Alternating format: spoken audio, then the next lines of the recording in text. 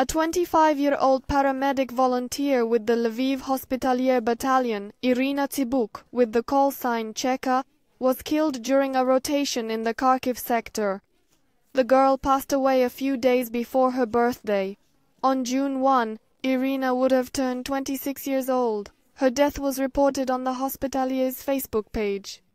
Since 2015, Iryna had been traveling to Donbass as a military paramedic with the Hospitallier's volunteer battalion and had been implementing educational projects in remote villages in Donetsk and Luhansk oblasts.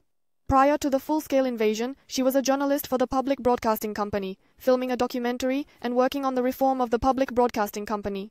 At the beginning of the invasion, Iryna joined a volunteer battalion and became a crew chief in the Hospitallers. In November 2023, on the Day of Television, Radio and Communications, Iryna Tsybukh also received the Order of Merit from President Volodymyr Zelensky. Cheka said that the only choice about freedom in a country at war, the only story about freedom in this context, is the struggle for this freedom. In addition, during her service, Iryna managed to give several interviews to the Ukrainian media, so I collected Iryna's worldview. If we understand cultural trauma or national trauma as a form of creative identity, then we understand that when we stay alive, we become responsible to the dead to speak and remember what happened. Because memory is the basis for this nation as a breathing principle to exist at all. I would like to have a high-quality, decent policy of education and national memory that would allow people here to feel local on their local identity. I definitely do not understand people who have not joined the army and the volunteer part of the resistance.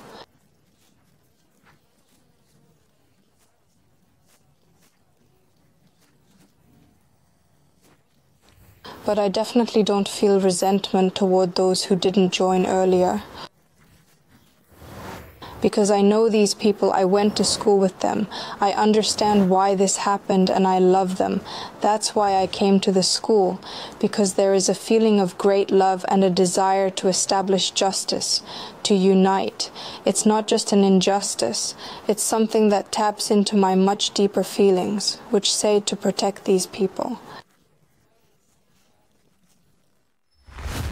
We will never be in NATO. The United States and Germany have asked Ukrainian President Volodymyr Zelensky not to call for a clear timeline for Ukraine's acceptance into NATO at the Alliance Summit. The Telegraph writes about this. They called such a demand impossible. Do Western partners believe in Ukraine's victory? And what will change after the summit in Switzerland? Belgium has announced that it will provide Ukraine with 30 F-16 fighters by 2028.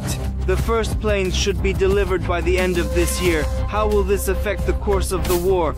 Are we ready for new offensives? All the most important things on Thursday, May 30th at 20:45 in the project Greater Lviv Speaks, a platform where everyone has a say and everyone is heard. On NTA TV channel and in the project's social media.